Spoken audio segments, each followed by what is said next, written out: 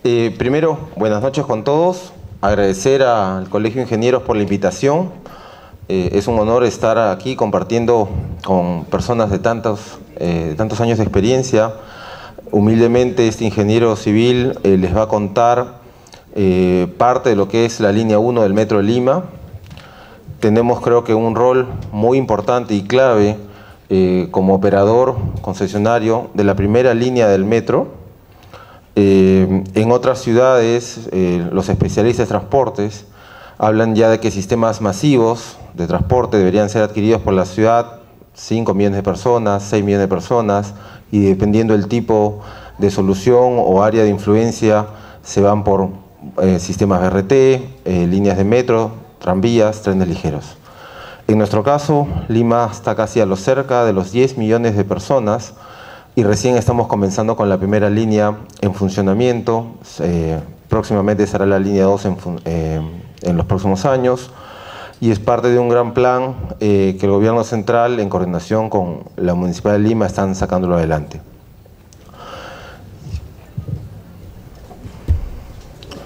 Mi presentación tiene dos grandes partes. La primera es explicar qué es la concesión de la línea 1 del Metro de Lima, y la segunda, un poco más alejada de la ingeniería, pero creo que es muy importante el balance en proyectos tan sensibles como el transporte masivo en una ciudad, enfocado a la parte de servicio al cliente y cultura metro. La concesionaria es Graña y Montero Ferrovías. Graña y Montero es un holding de empresas especializadas en servicios de ingeniería. Tiene el 75% de la participación. Y Ferrovías, que es parte del grupo EMEPA, tiene el 25% de participación, es nuestro socio técnico, operan líneas de trenes urbanos en Argentina y creo que nos han dado un gran aporte para la operación que tenemos. Para ubicarnos un poco, ya han habido exposiciones previas sobre la construcción, la gran obra de ingeniería que ha resultado la línea 1 del metro, los puentes que cruzan sobre el río Rímac y la avenida Evitamiento, las estaciones, todo el proyecto que se ha construido también en un tiempo récord. La presentación va a estar enfocada más al servicio, ¿okay? Más que a la parte de construcción o propiamente dicho la estructura. En ese sentido, nuestra relación contractual con el Estado depende del concedente a través del Ministerio de Transportes y Comunicaciones, con la cual interactuamos a través de la Dirección General de Concesiones y con la Autoridad Autónoma del Tren Eléctrico, conocida también como la ATE. Son los dos organismos representantes del concedente o del Ministerio de Transportes. El otro jugador importante es el regulador, que es el organismo Citran, ¿okay? Y nosotros ganamos un concurso público, ¿okay?, por la operación y mantenimiento y las inversiones obligatorias para la línea 1, que más adelante vamos a ver, que era la compra de 19 trenes de última generación y la construcción de un taller de grandes reparaciones. La concesión es a 30 años. Teníamos al inicio parte del alcance, era operar con los 5 primeros trenes Ansaldo, fabricación italiana, del año 85. El gobierno, el concedente, con el contrato de construcción, termina la obra, le hace una actualización, un overhaul, un repotenciamiento de los trenes, se agrega un sistema de seguridad, de señalamiento, etcétera, y comenzamos el servicio con esos 5 trenes mientras llegaban los trenes que mandamos a fabricar. Nuestra remuneración no es la taquilla, nosotros somos un recaudador para el Estado. Si el tren, el riesgo de la demanda no es de nosotros, a nosotros nos remuneran por kilómetro tren recorrido. Fue parte de lo que ofreció el gobierno para que los postores pudieran participar. Por lo tanto, tenemos un pago por kilómetro tren recorrido, diferenciado si operamos solo el tramo 1 o el tramo 1 con el tramo 2. ¿Hacia dónde vamos? ¿Qué queremos ser? Nuestra visión es, en el 2021, ser reconocidos como el operador de transporte más confiable, moderno y seguro, generador de desarrollo sostenible, cultura ciudadana, orgullo del Perú. Eso es nuestro reto, eso es nuestro sueño. Hay mucho por hacer, pero hacia allí vamos. Nuestra misión, se desprende de lo que queremos ser, que no lo quiero leer para no extenderme mucho. Quería contarles un poco más sobre la operación. Ha habido bastantes interés por contarles cómo funciona un metro, cómo opera un sistema de metro. Primero, somos una de las 6 líneas, ¿ok? Actualmente estamos operando desde el Villa El Sabor, el punto en L1 al sur, hasta un poco más allá del cruce con la línea amarilla, que es la línea 2 del metro. Por acá está la estación Grau. Esperemos que próximamente ya estemos iniciando la operación desde Grau hasta San Juan del Lurigancho, ¿no? Con una extensión complementaria de unos 10-11 kilómetros más.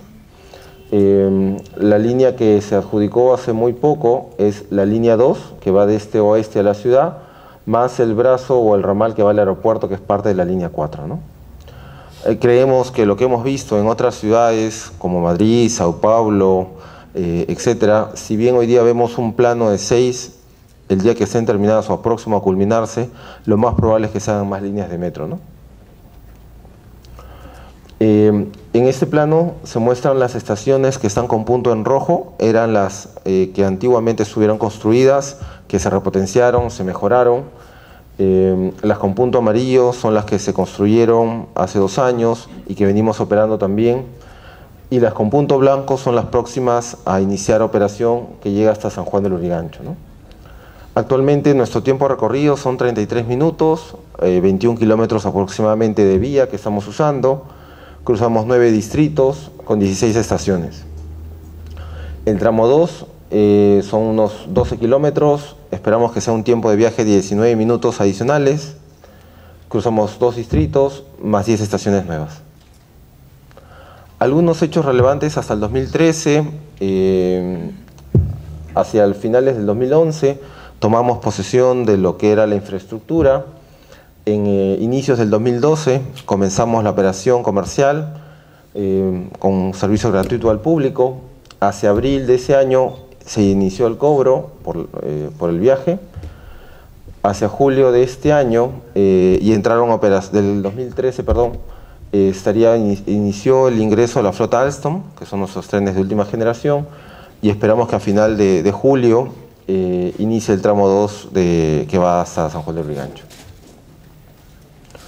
Algunos temas o términos importantes a definir que son de nuestro uso común o para las líneas de metro en adelante. Cuando hablamos de explotación, se refiere a la prestación del servicio por parte del concesionario, ¿okay?, desde el inicio de la operación comercial.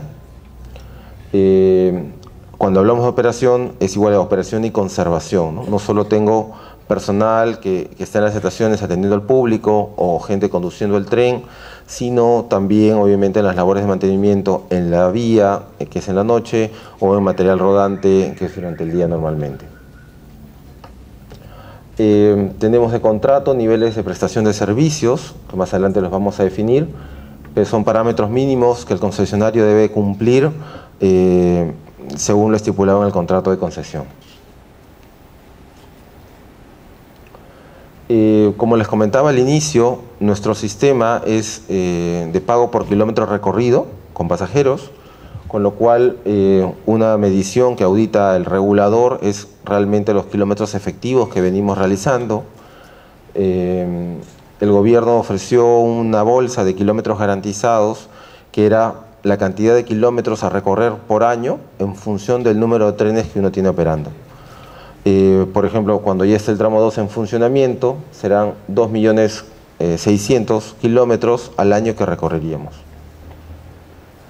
Y tenemos una tarifa diferente también para el kilómetro adicional en caso el Estado decide hacer algunos viajes o carreras, como pasa por ejemplo en otras partes del mundo, donde el sistema de metro se adecúa a la ciudad. Por ejemplo, si hay un partido de fútbol, hay un concierto importante, un paro de transportes, el gobierno está en la facultad de poder solicitar viajes adicionales para mejorar el servicio. Nuestro servicio se presta de 6 de la mañana a 10 de la noche, de lunes a domingo, incluidos feriados. La tarifa está a $1.50, aproximadamente un poco más de 50 centavos de dólar. Hay una tarifa medio pasaje, que es el 50% de la tarifa. También hay exonerados de acuerdo a ley, la policía, bomberos, etc. Tenemos un plan de servicio de lunes a viernes distinto al del sábado y el domingo.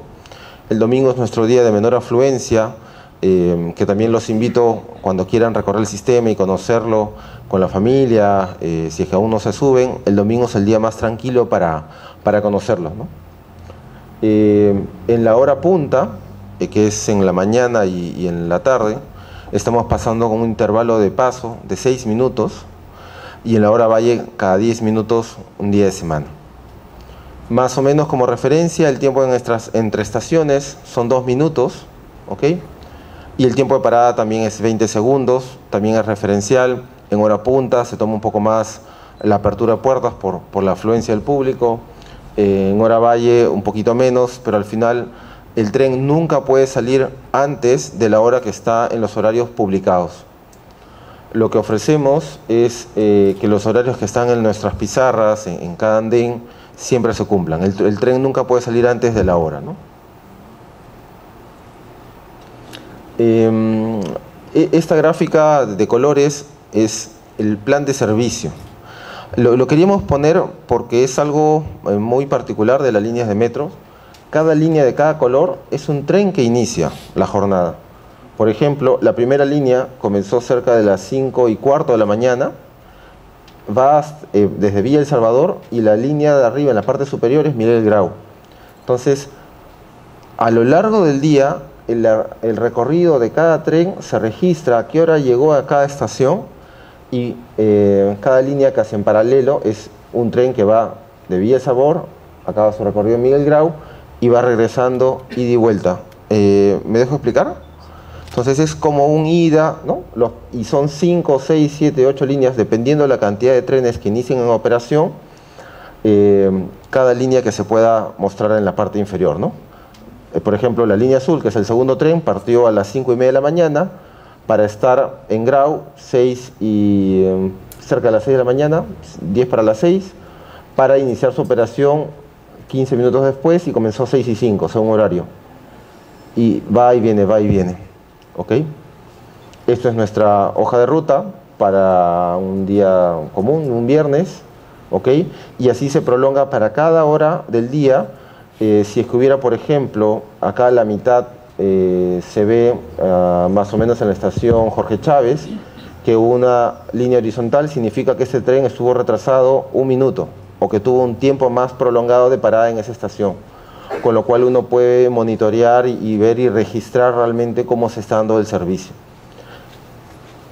Obviamente también llevamos un parte de entrada, un registro de todo lo que es la operación, si hubo alguna incidencia, los kilómetros realmente recorridos, cuántos viajes a cada tren, toda la parte de ingeniería, de procesos, estadística, métrica, cumplimiento de objetivos se lleva. Obviamente los sistemas nos ayudan para eso. También si es que hubiera alguna incidencia, algún tren retrasado, en ese caso se muestra por exceso de pasajeros o alguna falla mecánica, se trata también de identificar la causa raíz. Un reporte típico, por ejemplo, de operación, donde la disponibilidad, son los viajes que ofrecemos al público, ¿ok? Si se cumplen o no. En este caso tuvimos 100%, es decir, que todos los viajes se realizaron, y en el caso de la regularidad o puntualidad, el 99.5% de los trenes llegaron puntuales, con lo cual es igual un índice muy alto. También medimos la limpieza en los trenes, las estaciones, el fraude, el posible fraude que pueda haberse, la distancia realmente recorrida diariamente, la afluencia mensual. Por ejemplo, estamos moviendo cerca de 4 millones de personas al mes, cual es bastante, ¿no? Y si es que hubo nuestro plan de mantenimiento, se cumplió, ya sea por la infraestructura, el material rodante, etcétera, ¿no? Al ser trenes de alta prestación, son vehículos, son parte de un gran sistema, con lo cual uno tiene que tener mucho énfasis en el área de mantenimiento. Al día, entre los trenes, estamos recorriendo varios viajes, Tumbes, Tacna, ida y vuelta, ¿no? En un solo día, con los trenes, con lo cual son máquinas que tienen que tener una alta disponibilidad y prestación.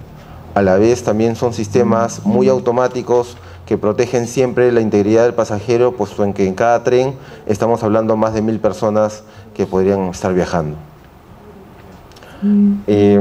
Por ejemplo, nuestras estaciones, en el 2013 tuvimos 5 estaciones que nos mueven el 60% de la afluencia. Cuando uno va a la distribución durante el día, el 60%, casi un 70%, perdón, un 75%, se dirige del sur hacia el centro, ¿ok?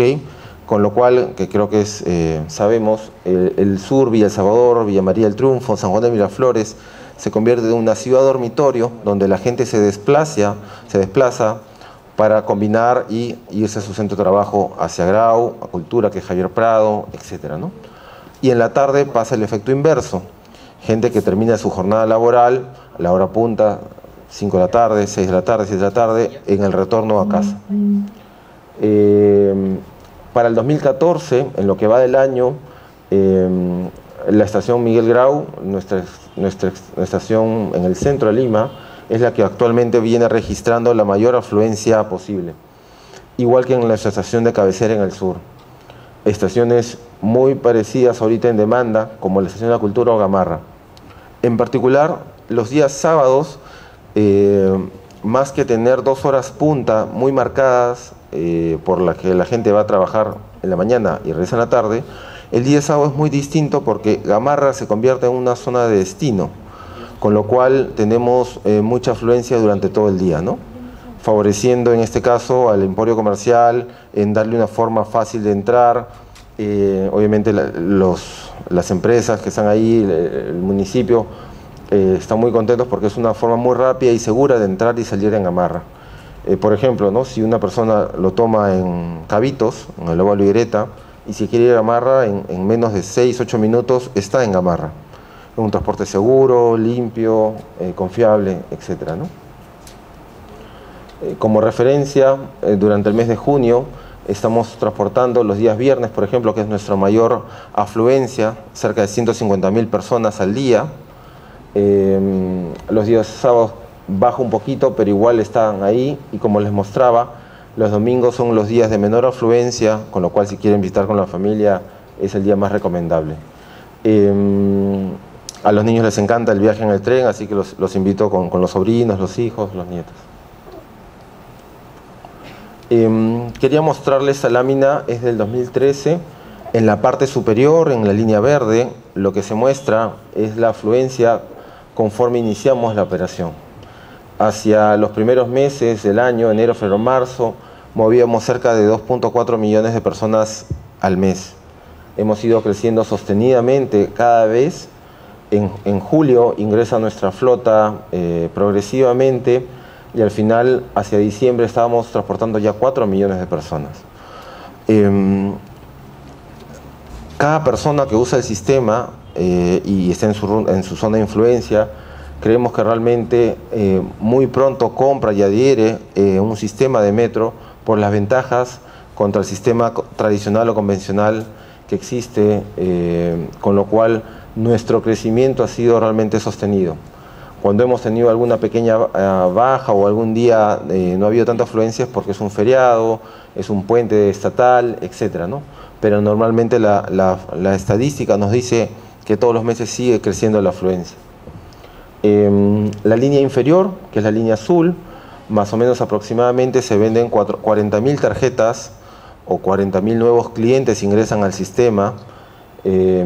Sostenidamente lo hemos tenido todo el año. Les comentaba al inicio que teníamos indicadores contractuales, son 4. La disponibilidad, que es el cumplimiento del plan, al 95%, que es la línea en este caso roja, que está muy cerca, la real, al 100%. La azul, que es la de puntualidad, estamos también muy cerca del 98, 99, con lo cual refuerza que el sistema de metro es un sistema puntual, ¿no? Y poco a poco va cambiando la forma de tomar transporte público. El yo esperar a la combi o al bus en la esquina y no saber si necesariamente pasó hace un rato, recién, o tener una incertidumbre de a qué hora abordo el servicio. Lo que ofrecemos nosotros es la confiabilidad del sistema. Si hay un horario, lo cumplimos. Los otros indicadores, que es la limpieza y mantenimiento de estaciones y trenes, también estamos sobre el 90%, cuando el de contractual es 75%. Y en la medición de fraude, igual detectado, teníamos hasta 8% permitido de la afluencia y estamos en menos del 0,5%. Favorece mucho la infraestructura de las estaciones, un solo ingreso, un sistema cerrado, con lo cual se asegura casi todo el recaudo, ¿no? También quería compartir con ustedes esta pequeña lámina, es la recarga promedio que estamos obteniendo con el sistema. Uno de los principales retos que teníamos al inicio, en pro de mejorar el servicio, era la recarga o las posibles colas para recargar las tarjetas y poder usar el medio de transporte. Hemos estado trabajando los 2 años y medio, hemos estado promoviendo el cambio de cultura, de que es una tarjeta que no se pierde dinero, que puede recuperar usted el saldo, etcétera, etcétera. Con lo cual nos ha permitido que la gente confíe y hacia finales de diciembre cerramos casi en 6 soles en promedio de recarga por persona. ¿Eso qué significa? Que una persona está en promedio haciendo 4 viajes o está recargando 2 veces ida y vuelta, con lo cual el paradigma de que la gente recarga el viaje lo hemos, creo que, roto, ¿no? Esto asociado en el gobierno un plan tarifario, integración de tarifas, es muy bueno y positivo, puesto que si después se quisiera hacer combinaciones con el metropolitano o con algún otro medio de transporte, le podría a la persona ofrecer una mejor tarifa total, ¿no? Igual medimos el porcentaje de recargas mayores a 10 soles y tenemos casi un 18% de recargas mayores a 10 soles. Probamos con campañas sencillas, pero la gente va cambiando la forma de cómo se transporta. No solo que planifica su viaje y sabe que va a tomar el tren de las 7:36 y el tren de las 7:36 va a pasar a recogerlo, sino sabe también que su dinero está seguro en una tarjeta que si se le pierde puede llamar a un call center como una tarjeta de débito o de crédito, la bloquea, se acerca a ventanilla, compra una nueva tarjeta y su saldo se le transfiere. Con lo cual la cultura de usar un medio electrónico de pago, creemos que vamos avanzando ahí. Ahora quería contarles un poco más sobre el servicio y la cultura metro que estamos promoviendo. Hicimos todo un mapa de experiencia del cliente para enfocar en darle el mejor servicio posible a ese ciudadano que ingresa a nuestro sistema. Por un lado, en la primera parte de la exposición hemos visto la parte más ingenieril, de operaciones, de transporte, planificación del servicio, cumplimiento de obligaciones contractuales, pero creo que lo sensible y el éxito de los sistemas de transporte es reconocer a la persona como ciudadano y que tiene un rol activo como parte de su compromiso en la ciudad. Entonces, también es nuestro compromiso darle el mejor servicio posible a esa persona que toma un medio de transporte. Hicimos todo un mapa de la experiencia del cliente, detectando cuáles son las posibles fallas o incumplimientos o rupturas de las promesas de valor que la persona que ingresa a nuestro sistema podía darse. Planes de acción, etc. Lo segundo que hemos estado trabajando es que si uno solo se enfoca en la parte tradicional o racional de que yo proveo un servicio y me consideran un usuario, es decir, yo pago 1,50 soles y me mueven de la estación A a la estación B, el servicio se podría comoditizar. Estamos trabajando en generar un vínculo con nuestros clientes, ya sea por cómo nos comunicamos, que lo vamos a ver más adelante, sino algunas estrategias que venimos desplegando para trabajar el lado emotivo y al final generar un sentido de pertenencia que refuerza la satisfacción de la persona, la lealtad hacia el sistema. Una persona que te quiere no te daña, no te rompe, no te pinta, y hemos felizmente ido avanzando en esa dirección. Hasta ahora no tenemos un reporte de que alguien nos haya roto un vidrio, pintado un asiento, y tenemos transportado a más de 90 millones de personas. También hemos decidido comunicar a nuestros clientes a través de los medios virtuales, ya sea redes sociales, nuestra página web. Tratamos siempre de mejorar nuestro contenido para que sea atractivo. De todas maneras, lo que más se consulta son los horarios, la ubicación de las estaciones, y tratamos también de tenerla siempre con algo interesante. Por ejemplo, en nuestro Facebook, que los invito a que se agreguen, es Línea 1, todo el 1 en letras. Ya estamos en más de 460.000 seguidores, ¿no? Casi medio millón de personas que nos han puesto: oye, me interesa lo que tú comunicas, quiero estar al tanto de lo que pasa en el sistema de metro. Y la gran mayoría no son personas del sistema necesariamente, sino son personas de la ciudad que les interesa saber cómo nos va, saber, enhorabuena, las otras líneas de metro o cualquier aporte que podamos dar a la ciudad. Lo usamos como un medio de comunicación también, sobre todo para el perfil que le gusta usar mucho las redes sociales. Una, por ejemplo, de las estrategias para reforzar la parte emotiva y el vínculo emotivo con la persona, hicimos un acuerdo con el Grupo 5 y les pedimos a nuestros clientes que escribieran la historia o su historia de cómo les ha cambiado la vida, la línea 1 del Metro de Lima, cómo les ha cambiado de forma positiva la vida.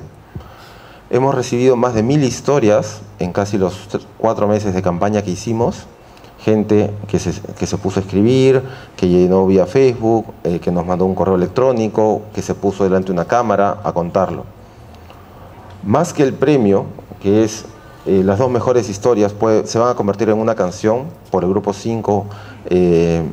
Lo que queríamos hacer y lo que esperamos hacer con esas acciones es que la persona interiorice que el medio de transporte los ha afectado de forma positiva y les ha generado un beneficio en su vida. Historias, por ejemplo, de que una persona decía que no veía a sus hijos porque vivía en Tabla del Lurín, salía a 5 de la mañana de su casa y regresaba a 9 de la noche. No veía a sus hijos ni despertarse, ni hacer las tareas, y que con nuestro sistema puede despertarse un poquito más tarde, en vez de usar 3 horas de viaje, 2 horas de viaje, se demora 30 minutos, puede por lo menos verlos en el desayuno, ayudar a preparar el desayuno, regresar para hacer las tareas, o simplemente poder quedarse a hacer un poco más de trabajo y no llegar tan tarde a su casa. Historias como esa, que han logrado esas 1000 historias, por poner un ejemplo, que la persona reflexione y logre entender que el medio de transporte con lo cual lo usa frecuentemente le ha cambiado la vida de forma positiva, realmente lo vemos muy positivo. Medimos semestralmente la satisfacción de nuestros clientes con un tercero que es Arellano Marketing. La última medición de este año, no está todavía la estadística acá, hemos sacado 90% de satisfacción. La empresa nos ha realmente felicitado porque nunca había tenido una tan alta satisfacción en un medio, en una empresa de servicios, menos en servicio público. Con lo cual, casi un 100%, 99% de recomendación, lo que hace es tener un cliente muy fidelizado a tu servicio. La otra estrategia de cara a nuestros clientes es la cultura metro. Es cómo llevamos de forma positiva, cómo inculcamos la ciudadanía en nuestros clientes, cómo influenciamos de forma positiva por donde pasa la línea 1 del Metro de Lima.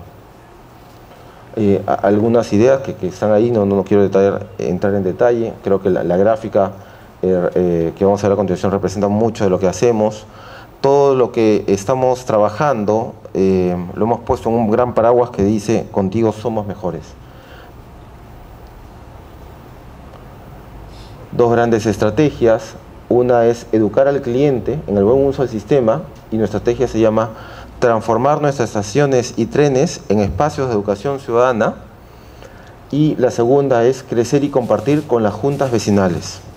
Por un lado, reconocemos a la persona como un ciudadano y lo tratamos así, como con derechos y deberes, en su rol activo para el cambio.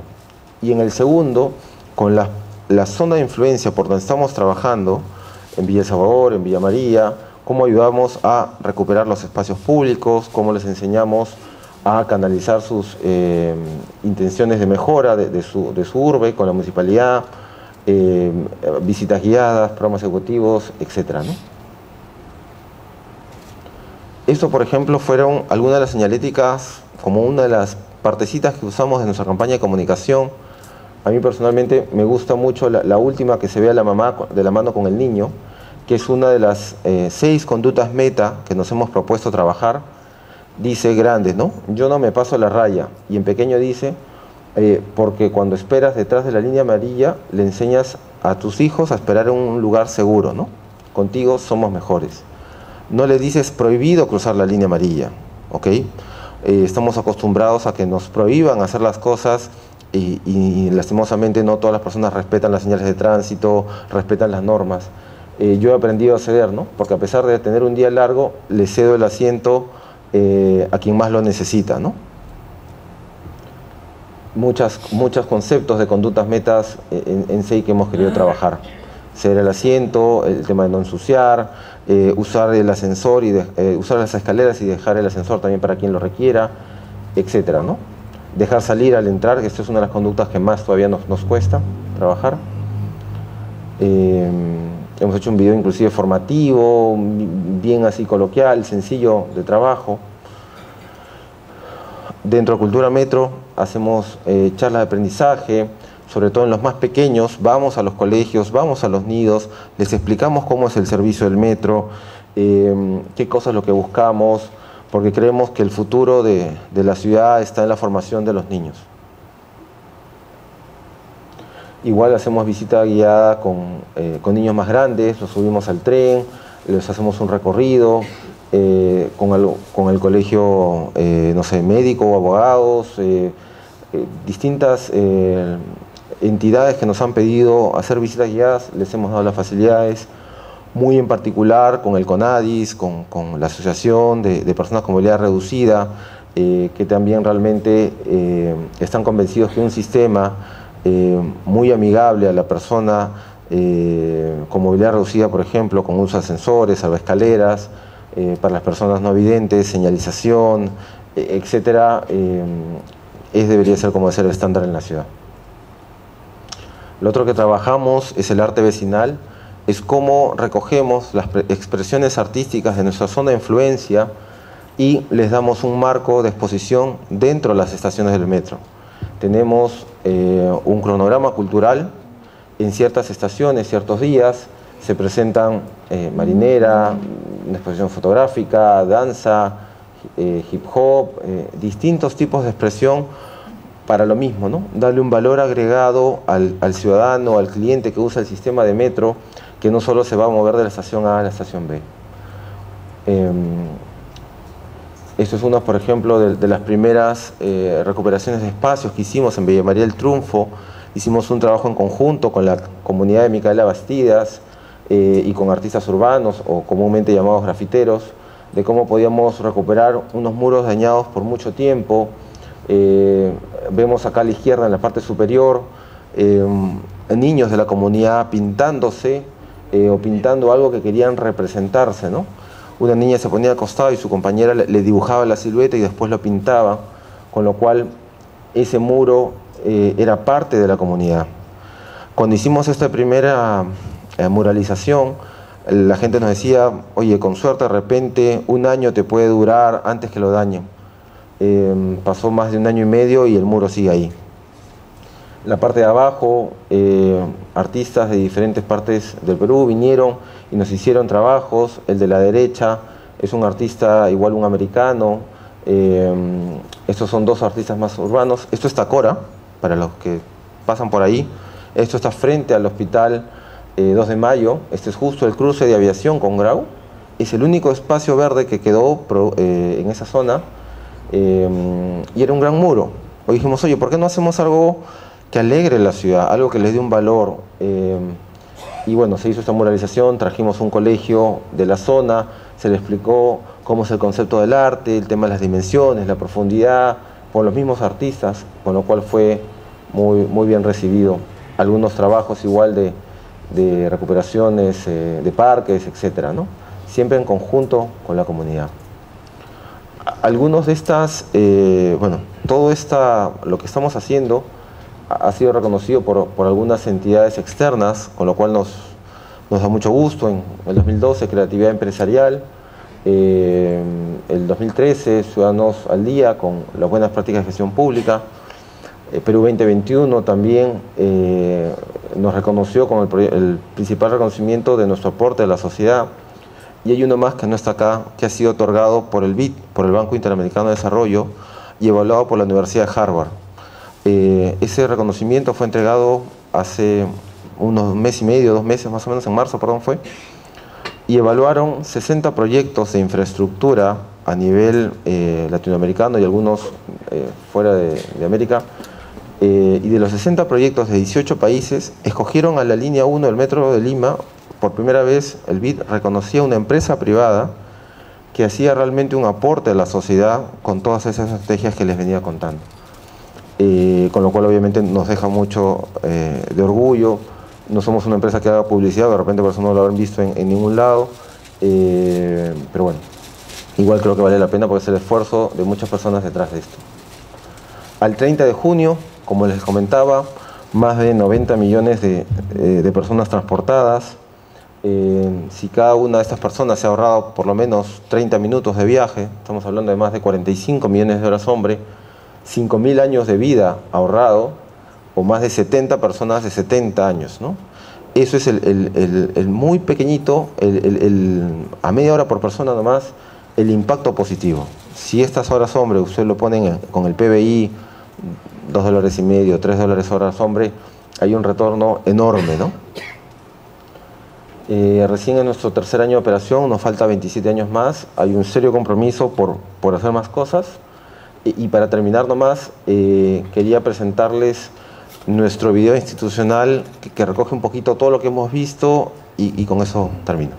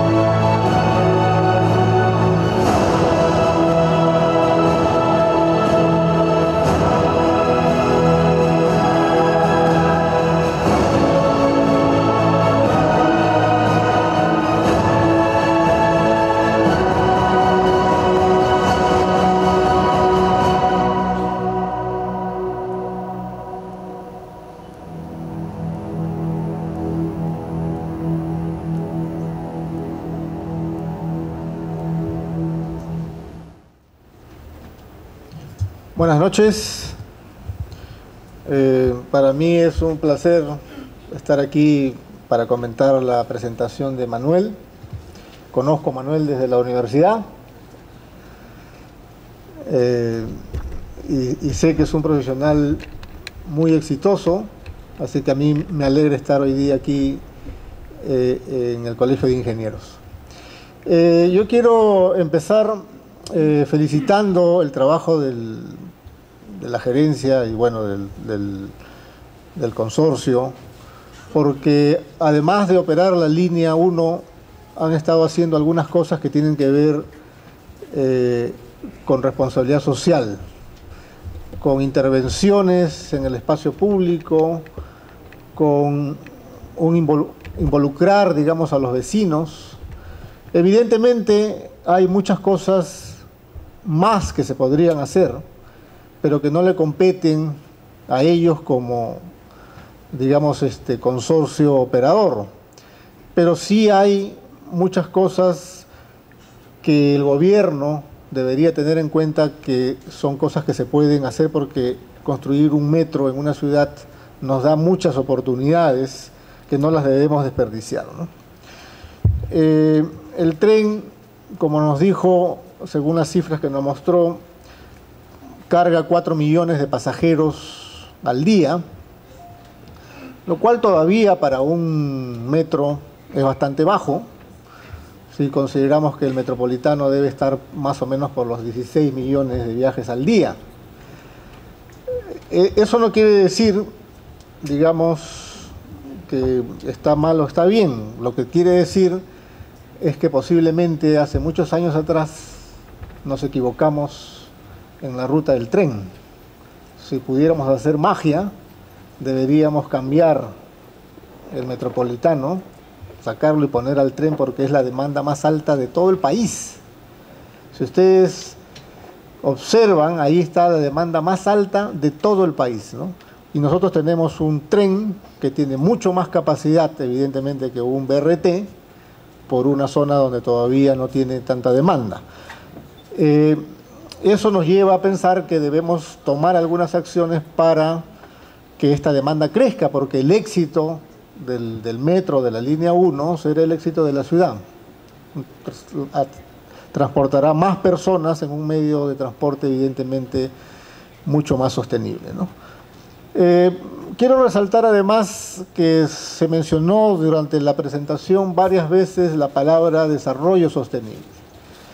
Y cuando nosotros hablamos de desarrollo sostenible, especialmente los europeos, que tienen una escuela donde el transporte público tiene mucho más peso que el transporte privado, han aparecido un par de conceptos dentro del desarrollo sostenible. Uno, que es la movilidad sostenible. La movilidad sostenible, que consiste en tratar de mover la mayor cantidad de personas en modos más eficientes. Y también la carga, y ahí aparecen la necesidad de los trenes, de los tranvías, de los BRTs, o los trenes de carga en el caso de mercancías. Entonces, mover personas eficientemente tiene que ver con este concepto europeo de movilidad sostenible, ¿no? Pero aparece otro término que nosotros todavía no lo tenemos muy en cuenta y que es complementario a la movilidad sostenible, que es el concepto de accesibilidad sostenible. Y la accesibilidad sostenible se complementa con la movilidad, porque la accesibilidad sostenible lo que trata es de hacer que las ciudades sean un poco más compactas. Y al hablar de ciudades compactas hablamos de que las personas, evidentemente todas las personas de una ciudad, en el caso del Lima y Callao, también tienen el derecho a moverse por toda la ciudad. Es un derecho ciudadano, moverse por toda la ciudad. Sin embargo, cuando nosotros diseñamos una ciudad donde los servicios están muy concentrados en el cono central de la ciudad, lo que estamos haciendo es obligarlos a moverse desde los conos hasta el centro de la ciudad para acceder a un hospital, para acceder a un buen colegio, para acceder a una buena universidad. Y la accesibilidad sostenible lo que dice es: pongamos servicios de buena calidad en todas las partes de la ciudad para que la gente no esté obligada a hacer grandes viajes para satisfacer sus necesidades. Evidentemente tienen todo el derecho de viajar hasta el centro si es que lo creen conveniente, pero si tienen evidentemente un hospital cerca, no están obligados a hacerlo. Es un derecho, pero no una obligación. Entonces, este concepto de accesibilidad sostenible todavía no lo manejamos muy bien, y cuando nosotros construimos infraestructura que reduce los tiempos de viaje, eso aparece un concepto en geografía que se llama la fricción de la distancia.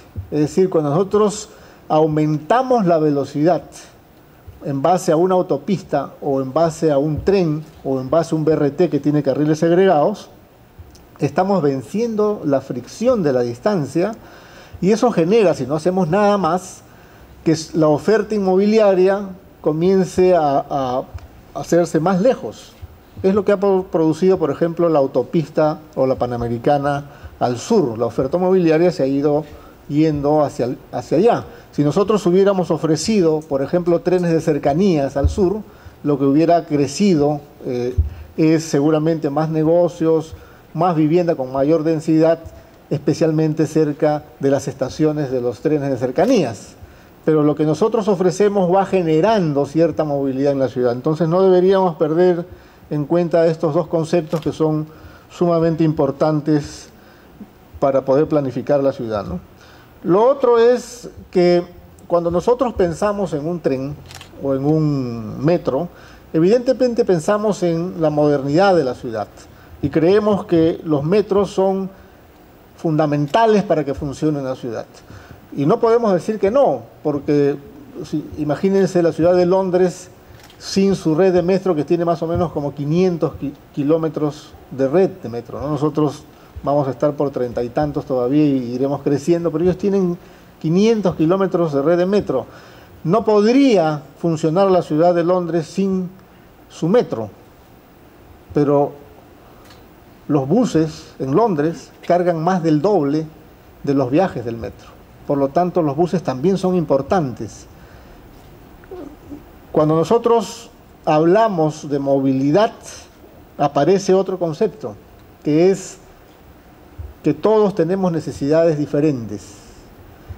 Por ejemplo, si nosotros queremos resolver un problema técnico para el promedio de las personas, si hay 40.000 pasajeros por hora sentido, el metro es la tecnología, digamos que desde el punto de vista tecnológico, para un usuario promedio es lo mejor que podemos apostar por la ciudad.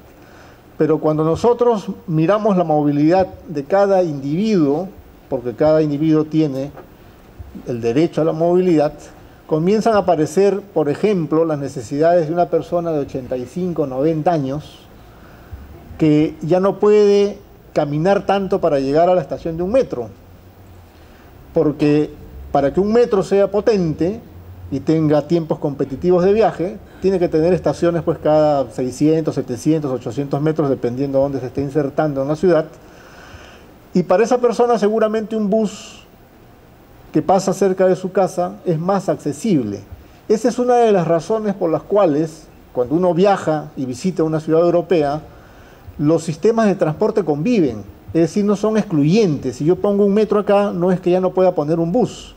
Ustedes visiten Barcelona y van a ver que el metro está abajo, arriba está el tranvía, están los buses, están las bicicletas públicas.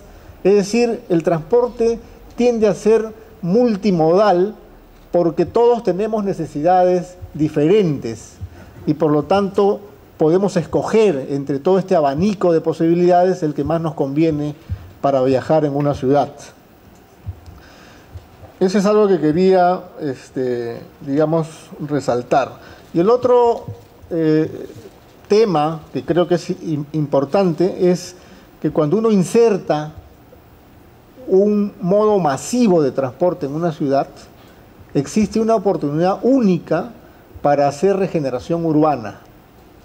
Y la regeneración urbana va más allá, digamos, de la responsabilidad de un concesionario, un operador del metro, porque recuperar la ciudad significa crear espacio público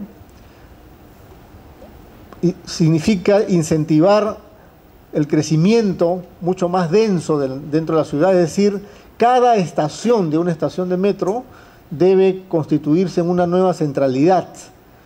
Y si nosotros insertamos un metro en las afueras de la ciudad, debemos recuperar espacio público. Hay experiencias en el mundo muy buenas sobre recuperación urbana.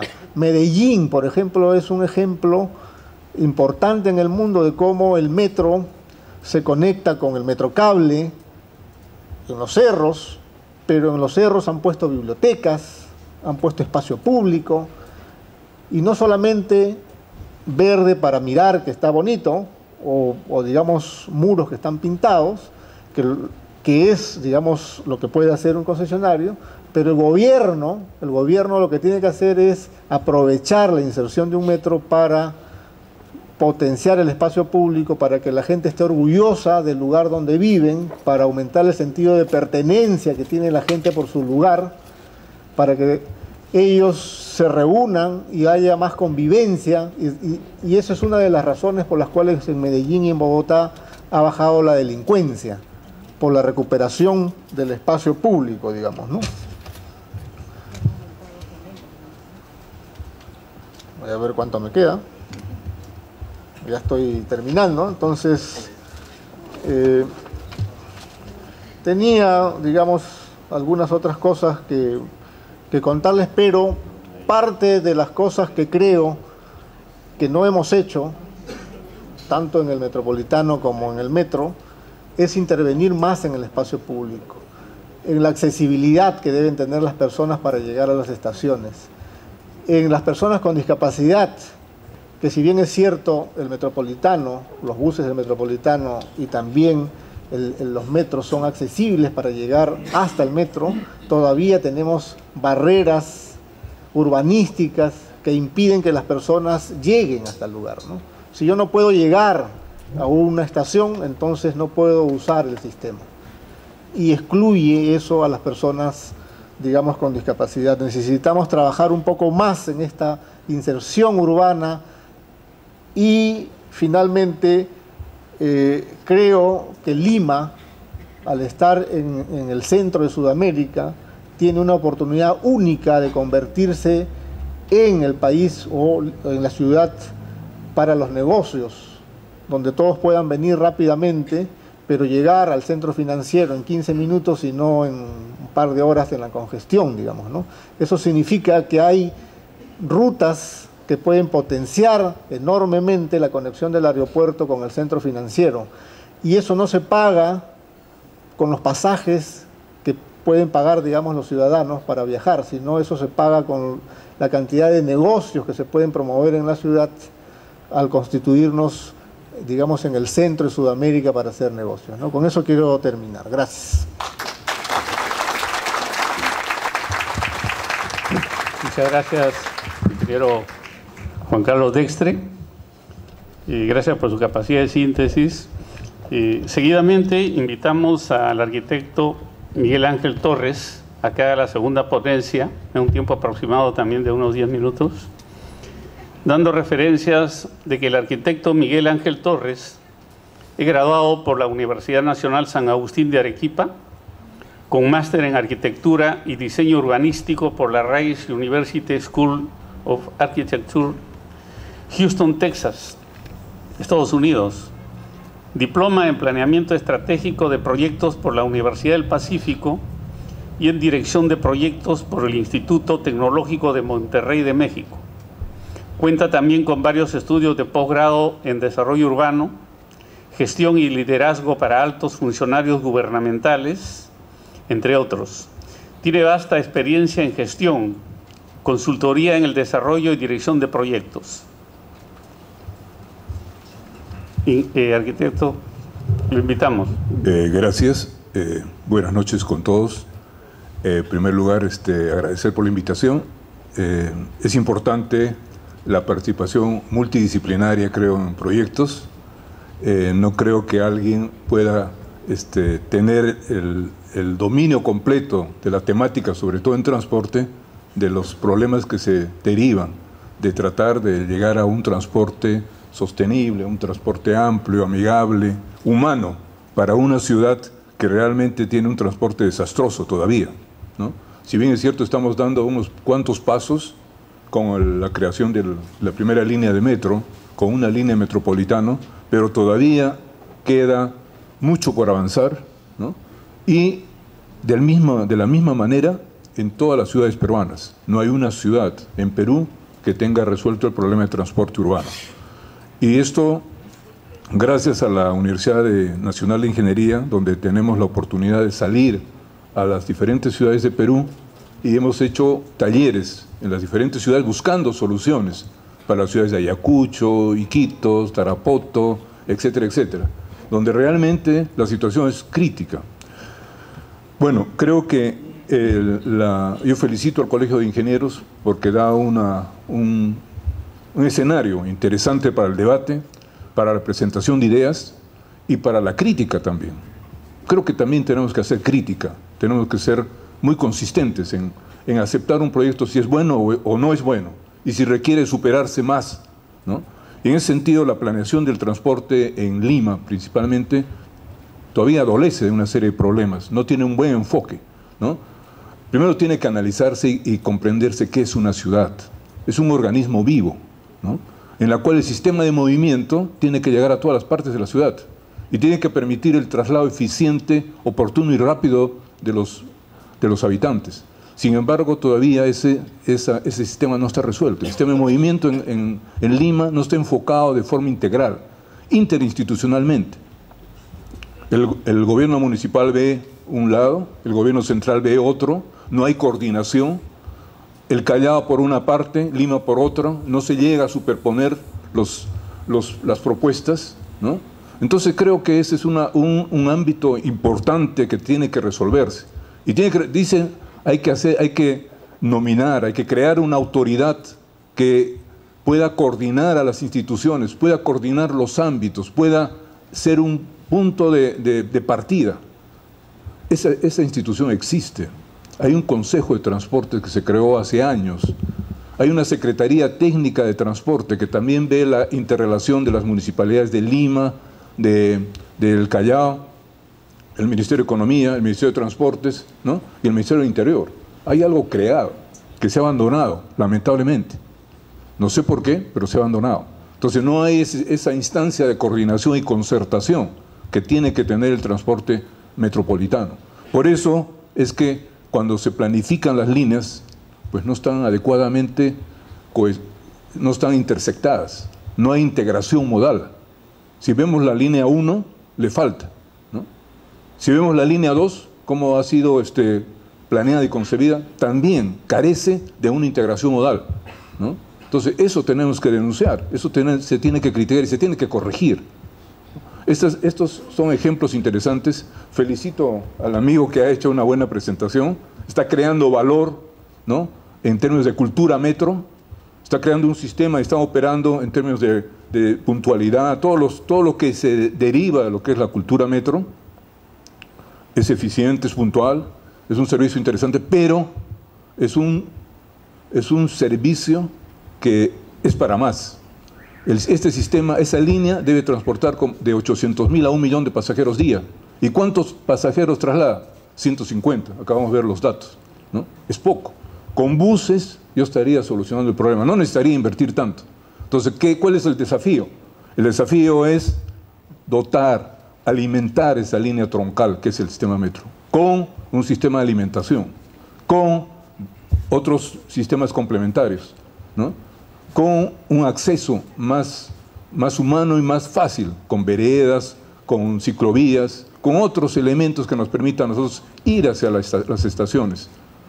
O sea, estamos subutilizando un sistema que es muy costoso y que potencialmente puede llevar más de 800.000 pasajeros día. Y estamos viendo que está llevando muy poco, ¿no? Sin embargo, como ha comentado, el Paseo de la República, pues, es un corredor muy denso que permitiría trasladar, si se limpia el corredor, cerca de 800.000 pasajeros día. Entonces, allí debe haber un sistema metro, ¿no? Si bien es cierto, a mí me tocó, yo he sido presidente ejecutivo del tren eléctrico, ¿no? Hemos luchado mucho para que por el Paseo de la República vaya a la primera línea del metro. Pero nos ganó el Banco Mundial y el BID, que vinieron con sus 300 millones de dólares y dijeron, acá buses, el metro afuera, ¿no?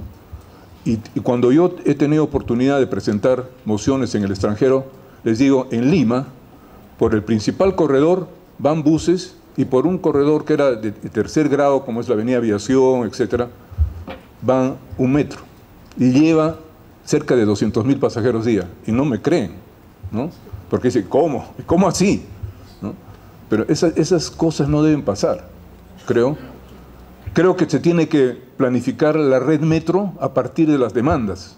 Se tiene que jugar un papel más técnico, más coherente con los requerimientos de traslado de la población.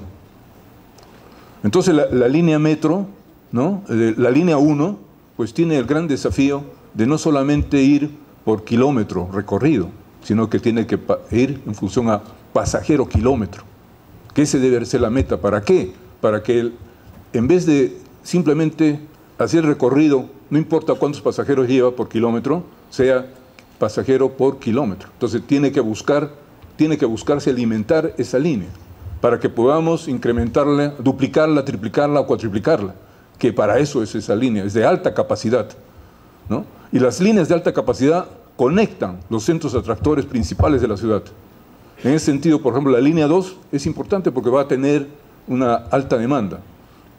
Sin embargo, no sé por qué motivo, el corredor debería ser Grao, debería pasar por debajo de la estación central, y no pasa así, ¿no?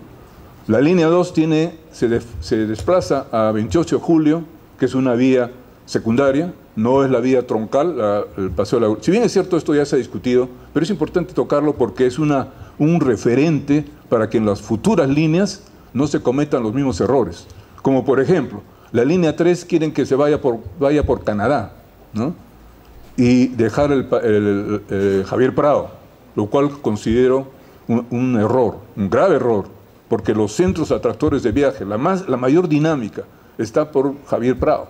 Ahí se tiene universidades, se tiene centros comerciales, centro financiero, se puede apreciar cuánta gente se traslada por allí y cuán fácil es llegar a los centros atractores de viajes a partir de ese corredor. Sin embargo, se quiere dejar eso para solo vehículos y pasar a la avenida Canadá, la línea del tren, lo cual creo que no es lo lógico. Entonces creo que tenemos que sacar de estas reuniones algunas conclusiones, algunos aportes y también criticar lo que está bien y lo que está mal. La línea que en este momento está operando, la línea 1, está bien, o sea, toda la operación creo que es bastante buena, por eso lo felicito, pero ese no es la meta final. La meta final tiene que ser se ha creado un sistema de alta capacidad para que pueda captar toda la población que sale de San Juan del Lurigancho y la que viene del sur, ¿no? Y no competir con otros sistemas, sino complementarse. El metro es en este momento el sistema de mayor capacidad y más alta tecnología. Y este sistema tiene que subordinar a los otros sistemas. Los otros tendrían que alimentar al sistema de mayor capacidad y más tecnología. Eso está en todas las... que no tiene que excluir, tiene que incluir los otros sistemas, tiene que complementarse. Entonces, eso todavía falta hacer. Si nosotros, por ejemplo, vemos el trazo está ok, pero cuando vemos cómo se intersecta con otras líneas, cómo se intersecta con el metropolitano u otros futuros proyectos, no se ha pensado en nada de esa integración, o esa articulación, esa interconexión, ¿no? Entonces, cuando, por ejemplo, Grao, se dice la estación Grao, debió ser una estación de integración modal, en varios niveles. No es así. Para integrar la línea 2 con la línea 1, se crea una nueva estación, se deriva por 28 de julio, y de allí se pone dos estaciones, se crean dos estaciones distantes, y no se optimiza una estación debajo de otra, como pasa en otras ciudades que se superponen, y simplemente con escaleras mecánicas uno puede ir de una línea a otra. Acá no se está pensando en eso. Cuando yo digo, ¿cómo va a ser la línea 2 con respecto al aeropuerto? La estación, el terminal del aeropuerto debería, a través de escaleras mecánicas o de una manera fácil, llegar a una estación de metro y yo salir del avión, ¿no?, del terminal y poder tomar una línea de metro. No puedo, porque está a 500 metros de distancia, ¿no? Entonces, todos esos aspectos se tienen que corregir, ¿o no, ingeniero? Creo que es importante que nosotros podamos decir, hay que optimizar. Si va a costar tanto, que se optimice, ¿no? Que la relación de la línea 2 con la estación central, pues se logre una mejor conexión. Que la línea 1 con la línea 2 también se superpongan y tengan una eficiente integración. Entonces, creo que todo ello es importante para poder ir a un mejor logro, ¿no? Acá en este evento se trata de decir lo bueno que ha presentado acá el ingeniero, que es una operación, él es operador nada más. Sin embargo, vemos que esa línea todavía no va a lograr cumplir lo que podría cumplir, ¿no? Y de otro lado también tenemos que, como no va a haber la presentación de la línea 2, pues mencionar algo sobre la línea 2. Y yo lo que he podido apreciar que sí tiene algunas falencias, ¿no? Y que tiene que optimizarse esa integración con la línea 1, que tiene que optimizarse la integración con el metropolitano, que el metropolitano también no solo debería tener una línea, sino tener varias, ¿no? Se ha demostrado en las ciudades de Bogotá, Medellín, Pereira, Cali y en muchas ciudades que los corredores segregados de buses son exitosos y no en vía mixta. Entonces, ¿por qué en vía mixta? Porque es un primer paso. ¿Por qué? ¿Por qué se ha desechado lo bueno que se ha experimentado en el metropolitano? Si bien es cierto, es más costoso, pero los resultados son mucho más óptimos, ¿no? Entonces deberíamos ir a lo más óptimo. Entonces creo que la generación y la creación de estos sistemas de transporte masivo, que son complementarios y que deben estar integrados, pues es un paso importante que está dando la ciudad de Lima, pero todavía falta mucho por avanzar. Y lo principal es que en su planeación, su concepción, se vea la integración multimodal de estos sistemas. Otro aspecto importante a resaltar creo que es el concepto de metroarte que está aplicando el operador. Lo positivo de la operación que se está logrando en este momento es la campaña de difusión de lo que significa un metro en una ciudad, ¿no?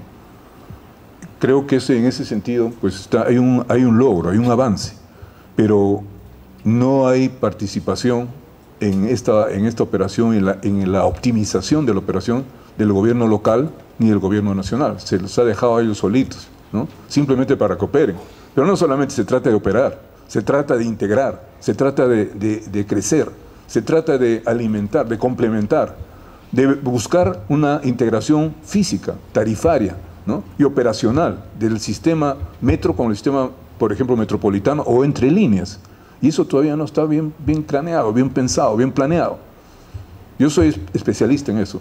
He trabajado en Ciudad de México, he trabajado en Bogotá, ahora estoy supervisando el sistema teleférico en La Paz, un sistema de teleféricos para transporte público, y voy viendo en el camino, voy viendo la necesidad de que tienen que estar estos sistemas integrados, que tienen que ser alimentados.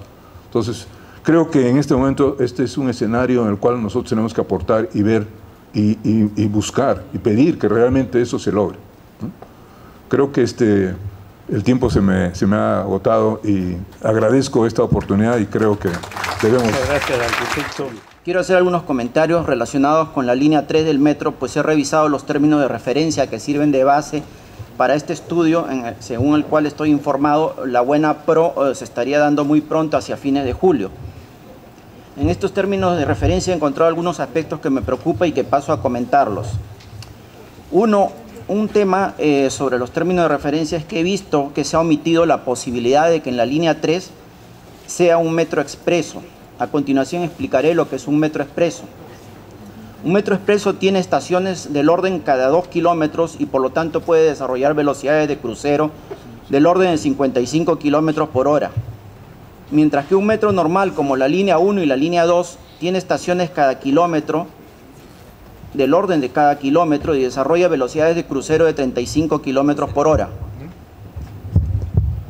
Es decir, para ir del extremo sur del cono sur al extremo norte del cono norte se tardaría como 45 minutos en un metro expreso y 75 minutos en un metro normal. Las razones que sustentan este comentario son las siguientes. En el 2011, el consorcio de consultoras francesas Ingerop y Sistra, ojo, es una de las más importantes consultoras del mundo en temas de metro, Este consorcio de consultoras estudió la posibilidad en el 2011, la posibilidad de que la línea 3 sea un metro expreso y concluyó que es la solución más conveniente y que esta línea 3 conectaría posteriormente con trenes de cercanías hacia la provincia de Huaral por el norte y la de Cañete por el sur.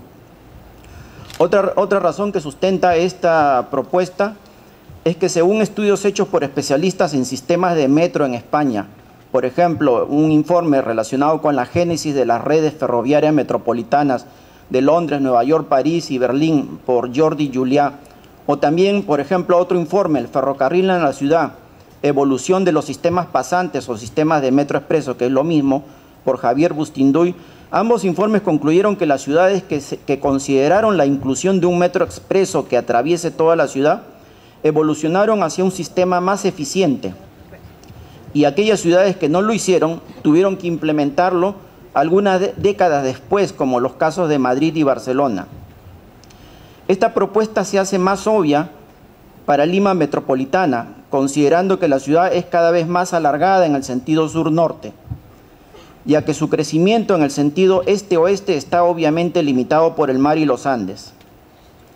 Además, los trenes de cercanías hacia Huaral y Cañete debieran enmarcarse en una planificación urbana a largo plazo con incentivos tributarios para las industrias a instalarse en estas provincias, de tal manera de desacelerar el crecimiento de la provincia de Lima y amainar en algo el crecimiento del estrés hídrico y del tráfico de la ciudad. Al respecto, quisiera hacer un paréntesis respecto a este último punto, pues ayer he escuchado en la primera ponencia sobre planificación y ordenamiento territorial sobre la posibilidad de tener un importante parque industrial en la zona de Lurín. Pues por otro lado, me acuerdo que Sedapal tenía ya por el año 2000 un plan para forestar y crear una inmensa área verde en las pampas de San Bartolo con las aguas provenientes de la planta de tratamiento de aguas residuales de San Bartolo. Me pregunto si no sería conveniente insistir en este proyecto de Sedapal, teniendo en cuenta la falta de áreas verdes en Lima, de tal manera que pudiera tener Lima grandes parques como por ejemplo en Palermo, Buenos Aires, Ciudad de Campo, en Madrid, que abarcan decenas de kilómetros cuadrados.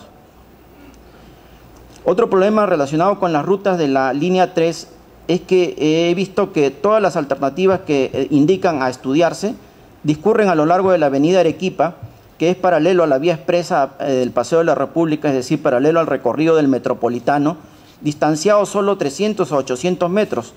Por lo tanto, pregunto, quizás convendría estudiar rutas más alejadas hacia el oeste, como por ejemplo podría ser la Salaberry comparada en el Hospital del Empleado. Precisamente ayer he escuchado en la ponencia del Plan Maestro de Transporte Urbano de Lima y Callao que la línea 3 con rutas cercanas al Metropolitano no tendría sentido, lo que confirmaría esta preocupación. También ayer he escuchado en una de las ponencias sobre la posibilidad de que la línea 3 vaya a lo largo de la vía expresa, lo que sería una posibilidad interesante, pero no lo he visto en los términos de referencia. Además, si se considera esta posibilidad de que vaya por la vía expresa, pues tendría que planificarse con mucho cuidado para aminorar el caos que se crearía por tener que interrumpir temporalmente el servicio del Metropolitano y parcialmente algunos carriles de la vía expresa. Me van a disculpar por tener que decir todas estas cosas, pues yo no soy especialista en redes, yo soy especialista en ingeniería geotécnica, pero todas estas cosas que se están obviando son de sentido común y sin embargo no se tienen en cuenta en los términos de referencia. Es así como he estado conversando estas cosas con unos ingenieros que tuvieron a su cargo la ampliación del metro de Madrid en 200 kilómetros.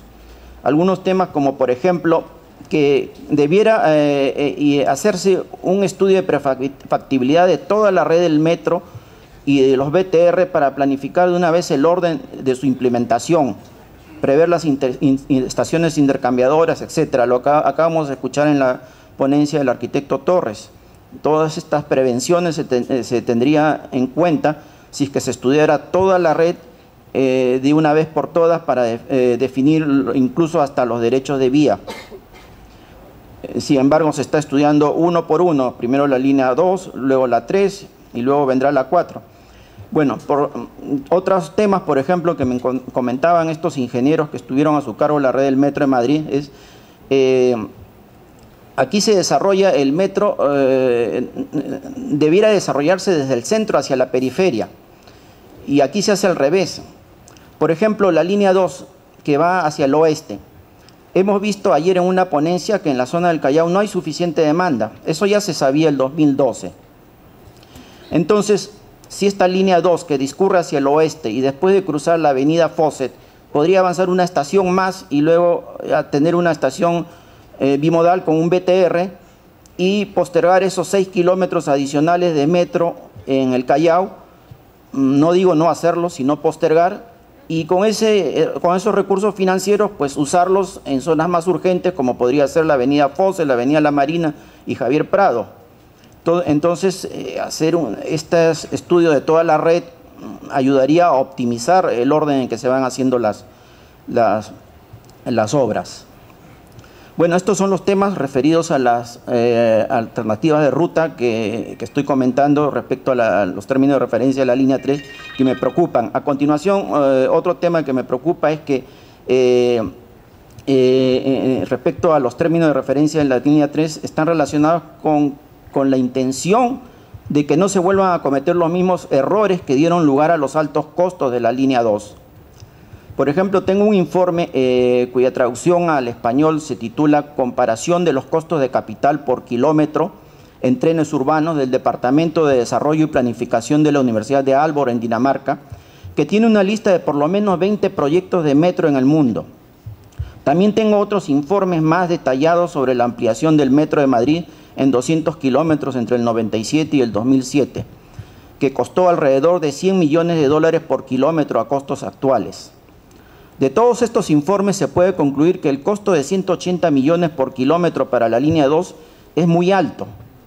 Así lo pretendan negar los funcionarios del Ministerio de Transportes y Proinversión, que solo se limitan a señalar casos súper aislados de mayores costos y sin hacer mayores explicaciones.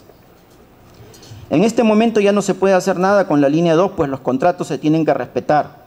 Sin embargo, es muy importante no repetir estos errores para la línea 3 y la siguiente línea de metro. Los principales errores cometidos con la línea 2 son los dos siguientes, de manera muy resumida. Hay varios, pero los principales son los dos siguientes que dieron lugar a los mayores costos. Uno es la insuficiente investigación geotécnica o del subsuelo que no permitió acotar adecuadamente el presupuesto y además con una licitación a suma alzada en vez de precios unitarios. Es decir, a los postores no les quedó otra cosa que transferir este riesgo a través de ofertas altas en precio. Un riesgo que el Estado tendría que pagar así no ocurran todos estos riesgos.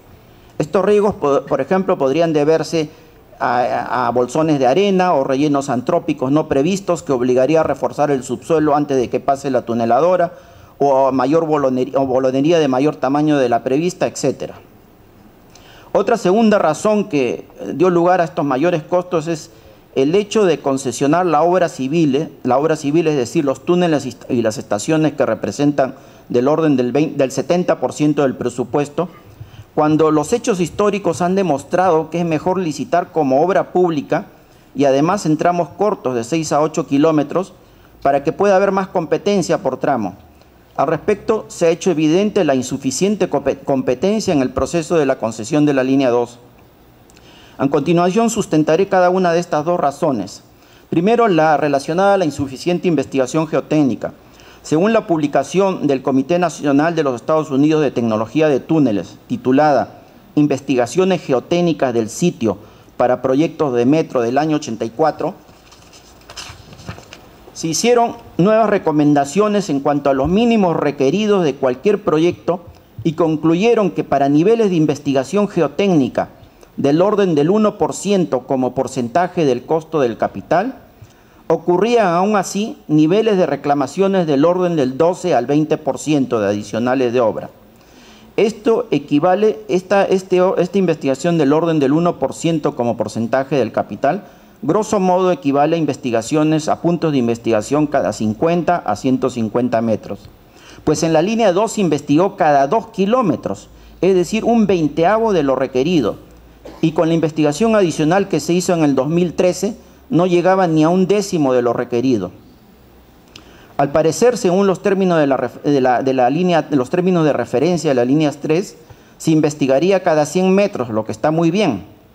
Aunque parece que no está claro los procedimientos o no especifican los procedimientos que debieran seguirse en esta investigación para el caso de la Grava de Lima, por ejemplo, que evidentemente no se puede investigar por los procedimientos clásicos como ensayos SPT o toma de muestras inalteradas para ensayarlas en el laboratorio por la presencia importante de bolones. Además, según estos términos de referencia, se está requiriendo que estas calicatas profundas de 30 metros, espaciadas cada 100 metros. Me pregunto, ¿cómo pretenden que en medio de la ciudad se hagan este tipo de excavaciones profundas de 30 metros, espaciadas cada 100 metros? Sería más razonable que la exploración se haga con sondeos cada 100 metros y con unas 10 o 20 calicatas profundas en diferentes sitios de la ciudad para estudiar las propiedades de resistencia al corte del suelo con ensayos de corte directo in situ, con ensayos de carga sobre placa, de tal manera de correlacionar estas propiedades de resistencia al corte con propiedades índice, tal como contenido de finos, porcentaje de bolonería, densidad, para luego inferir la resistencia al corte en base a las propiedades índice obtenidas en el resto de los sondeos. También sería recomendable la ejecución de ensayos multicanal de ondas superficiales que nos da la velocidad de ondas de corte, con lo que se puede inferir las propiedades deformacionales y que no están considerados en los términos de referencia.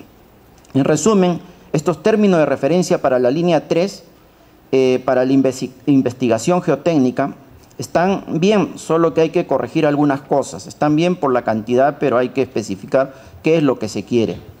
Desde luego tenemos que aprovechar esta oportunidad de la ejecución de la línea 2. Esta experiencia nos permitirá conocer un poco más el comportamiento de los suelos de nuestra ciudad y los rendimientos y costos de 35 kilómetros de túneles a construirse.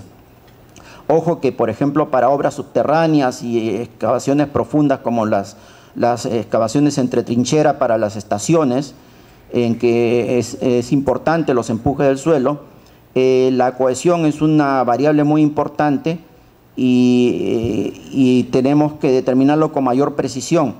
Pues hasta ahora en Lima se han hecho solo, nos ha interesado principalmente la capacidad de carga admisible vertical, que nuestro suelo tiene bastante buenas condiciones para esos efectos. Y ese tema ya se conoce. Nos falta conocer el tema para hacer excavaciones en túneles y estaciones profundas en tipo trinchera. Bueno, el segundo tema que quiero sustentar por qué ha sido tan caro la línea 2 es el tema de la forma como se ha concesionado la línea 2. Los casos históricos han demostrado que al Estado le sale más económico licitar las obras civiles como obra pública que como una asociación pública privada. Estos casos históricos han demostrado que las APP suelen costar como 2 veces más que las licitaciones como obra pública. Tenemos como ejemplo el caso exitoso de la ampliación de la red del Metro de Madrid en 200 kilómetros entre el 97 y el 2007, que a costos actuales ha venido a costar poco más de la mitad por kilómetro de lo que va a costar la línea 2 del metro, del orden de $100 millones por kilómetro. Este caso de éxito ha sido descrito en varias publicaciones y nosotros hemos tenido el privilegio aquí en el Colegio de Ingenieros el pasado 19 de marzo que nos los contara en una conferencia el mismo exdirector de Mintra. Mintra es Madrid Infraestructura de Transporte, que es el ente público de régimen privado que tuvo a su cargo la ampliación del Metro de Madrid. El exdirector de Mintra, el ingeniero Jesús Trabada, nos comentó que ellos licitaban como obra pública la obra civil en tramos del orden de 6 a 8 kilómetros, lo cual permitía mucha competencia y menos riesgo para el Estado que el hecho de darle la obra de más de 30 y tantos kilómetros a un solo contratista. Luego que se terminaban las obras civiles, las obras de instalaciones mecánicas eran todo contratado por Mintra. Para llevar a cabo este caso de éxito, el ingeniero, o Mintra, según el ingeniero Trabada, Mintra contrató los mejores ingenieros de España en las especialidades relevantes a efectos de supervisar los contratos de estudio y de obra y de formular términos de referencia apropiados. No está de más mencionar que un típico proyecto de metro subterráneo requiere en el orden del 80% de cofinanciamiento del Estado para ser bancable, mientras que las obras civiles más las instalaciones suele representar del mismo orden de magnitud.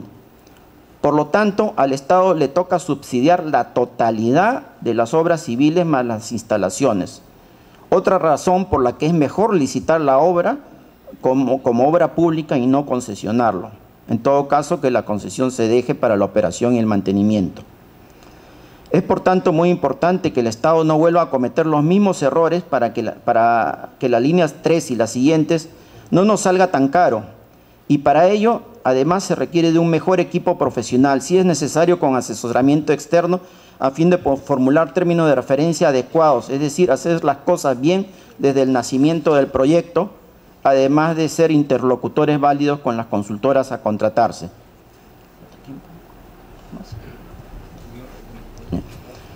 Bueno, finalmente otro tema diferente es algunos comentarios sobre la factibilidad de tener la red básica y los trenes de cercanía al año 2021.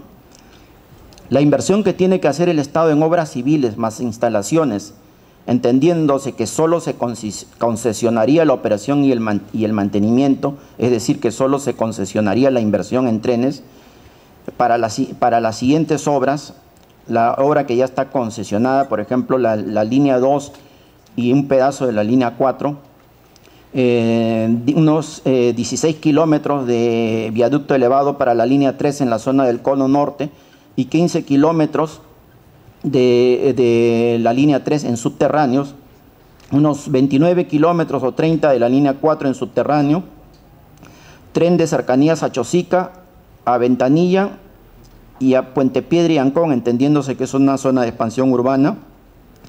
Todo ello, como le digo, obras civiles e instalaciones, haciendo números gruesos, son como 11.000 millones de dólares.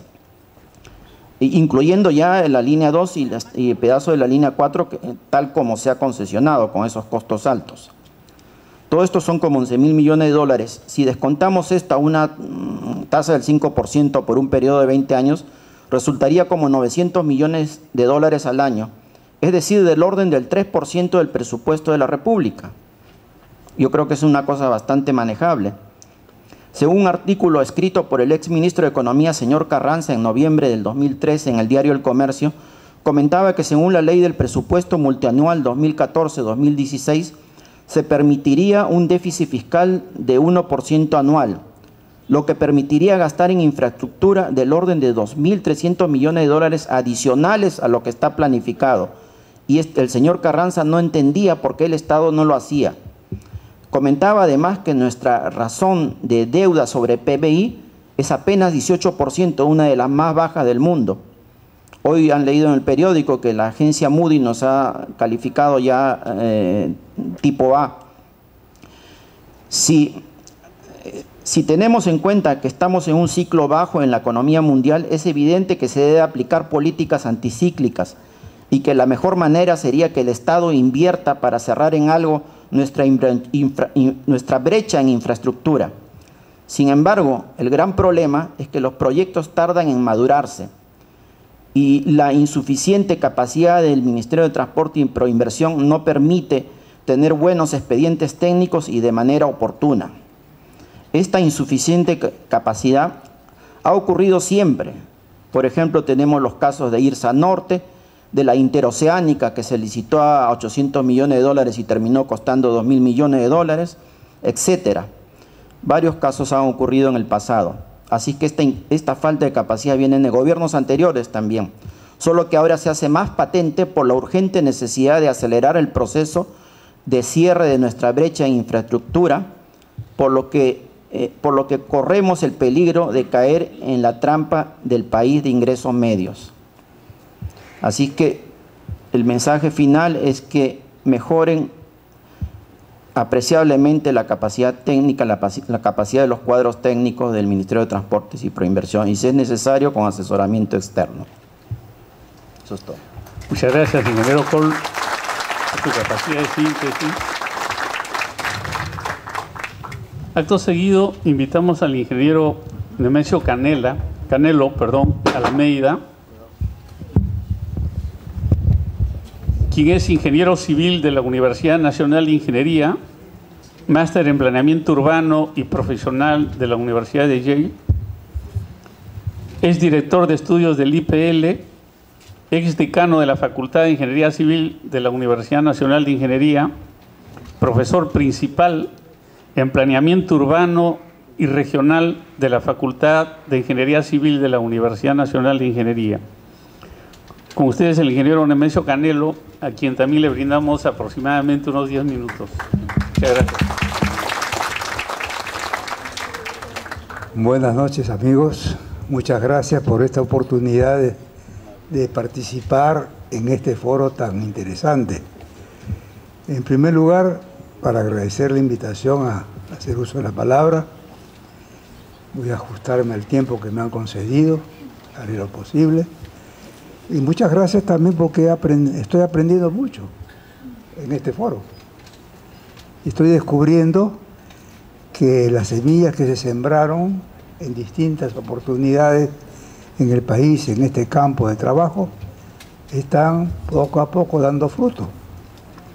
Vemos cómo hay ya experiencias, conocimientos que se van exponiendo en estas ocasiones y que muchas veces se ignora que existían en el país.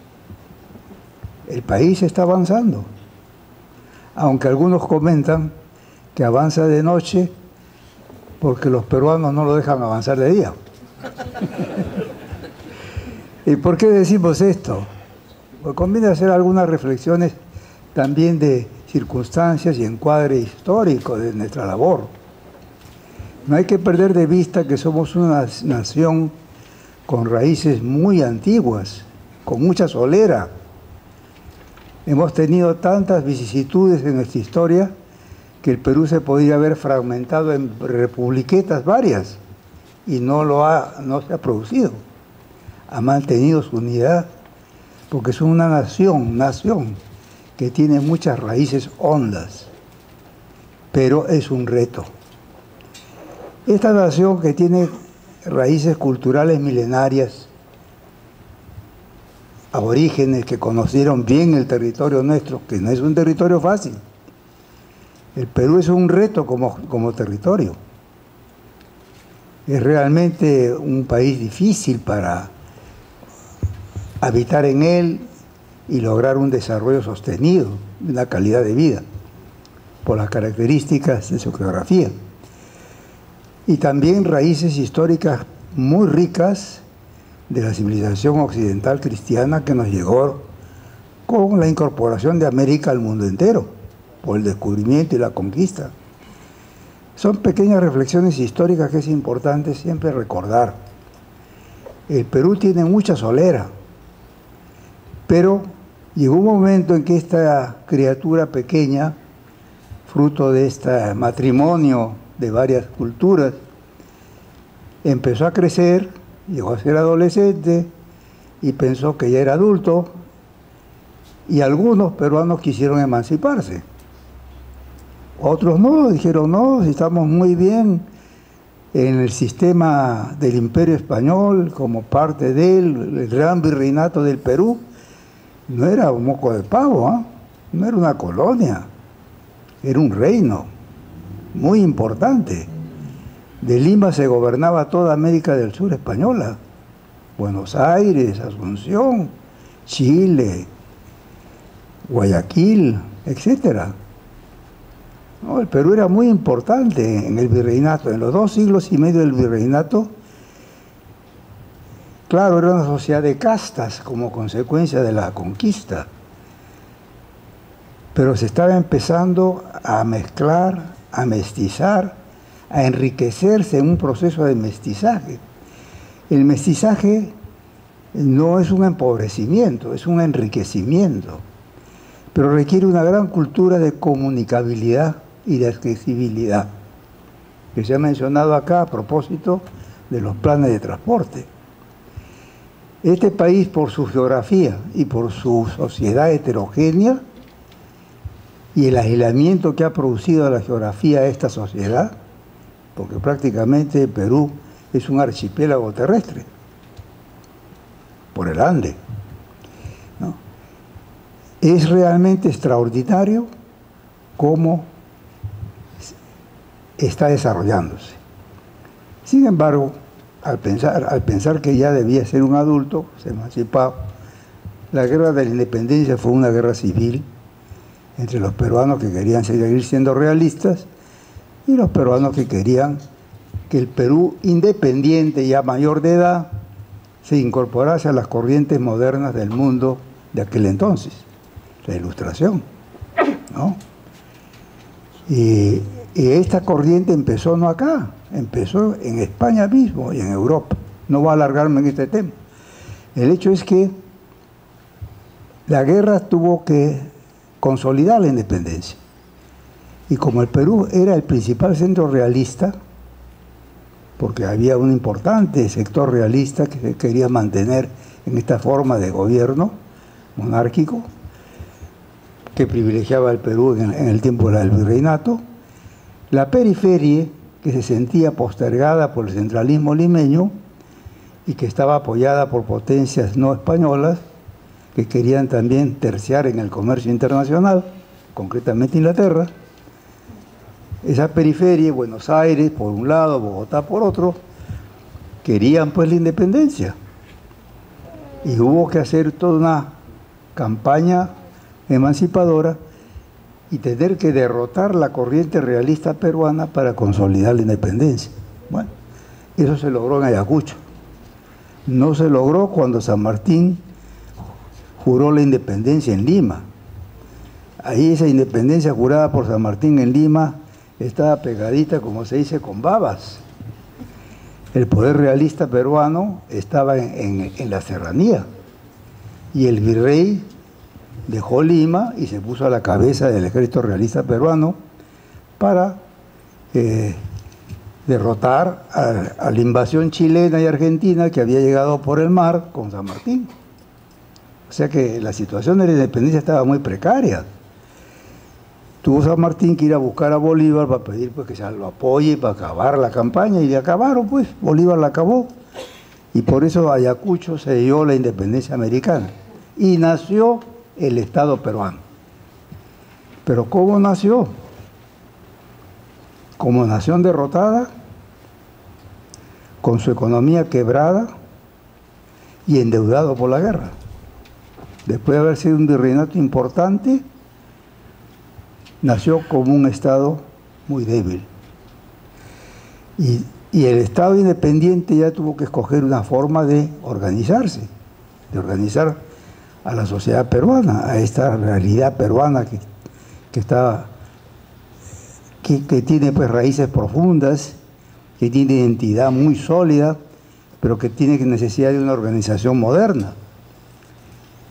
Otra consecuencia de la guerra de la independencia es que la clase dirigente que había en el virreinato, marqueses y condes, etcétera, y también gente de valía en muchos campos. San Marcos había ido formando clase dirigente, el convictorio de San Carlos también, San Fernando, médicos, etcétera, se fueron. El Perú nació quebrado como Estado, quebrado, descabezado, la clase sin clase dirigente. Independiente ya, después de Ayacucho, no había quien gobernara. Tuvieron que gobernar los militares, que no están preparados para gobernar. Ellos están preparados para la guerra, para la defensa. Pero a la hora de tener que gobernar, hay que saber gobernar. Y este es un país que no es fácil, por la heterogeneidad de su población, de su cultura. Enriquece el mestizaje, pero hay que tener una gran cultura de comunicabilidad y accesibilidad. ¿No? Señor Carnero, quedan por favor unos 2 minutos para... Muy bien, para terminar, Yo felicito esta iniciativa del colegio y quisiera rendir un homenaje a los precursores que sembraron las ideas que acabamos de escuchar en discípulos que han aventajado a los precursores que comenzaron esta tarea. Se comenzó, yo recuerdo por mi experiencia personal, hace medio siglo, cuando en la UNI Fernando Belaunde, que vino de fuera con conocimientos en esta materia, y Luis Ortiz de Ceballos, que también había estudiado en Francia y en Inglaterra, en Alemania, y que había conocido de estos asuntos, comenzaron a difundir estos conocimientos de urbanismo y de planeamiento urbano al comienzo. Y eso dio origen pues a un pequeño programa inicial que lo acogió la Escuela de Ingenieros, todavía no UNI, y se desarrolló un programa para formación de cuadros.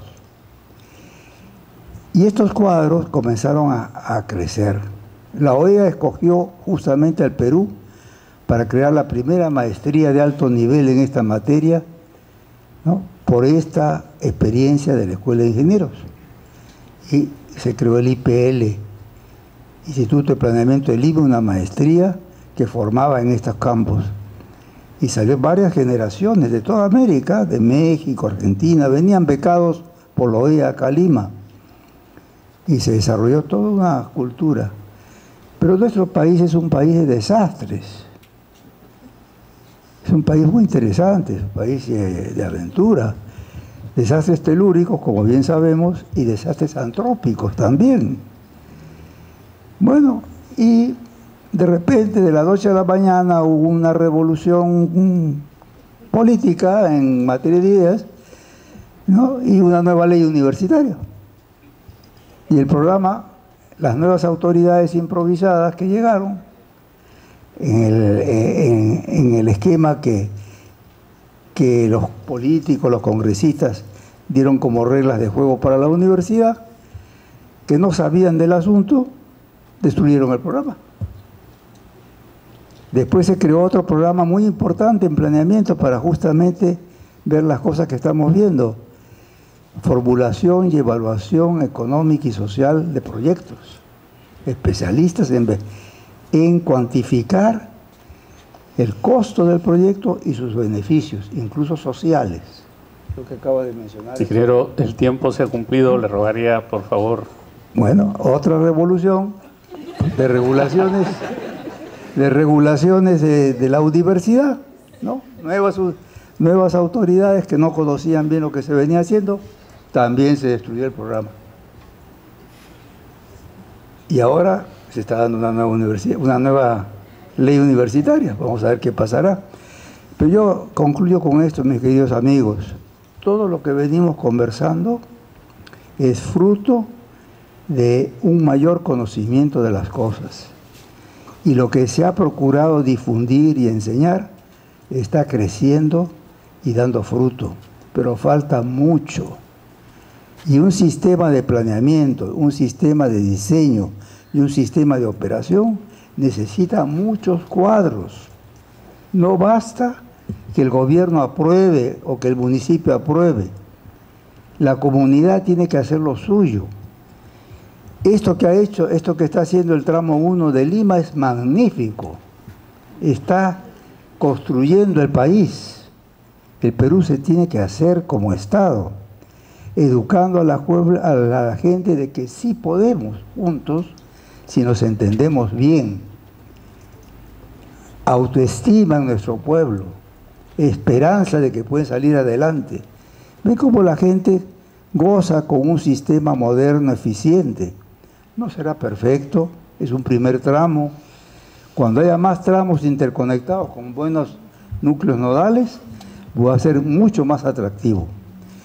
Y realmente, otra cosa importante de la planificación, ese sistema que debe ser un sistema diferenciado de vías que se complementan, debe servir escalonadamente a una estructuración escalonada de la ciudad. Hay que distribuir bien los usos del suelo. La gente no tiene por qué andar tanto. Cada cosa debe estar cerca de lo que necesita. Y eso es ubicación de las funciones, zonificación. Pero los municipios no lo cumplen, no saben zonificar, no lo respetan. Falta preparación en nuestra gente. ¿Qué necesitamos? Más cuadros. Cuadros son profesionales con conocimiento de esto, que ayuden a formar en nuestro pueblo conocimiento de esto. Si no, si creemos que una autorización de ley va a hacer las cosas, no va a funcionar. Los planes van a quedar guardados en los archivos, van a pasar 10 años y después va a comenzar otro plan que tampoco se va a realizar. Muchas gracias. Muy bien, ingeniero. Muchas gracias.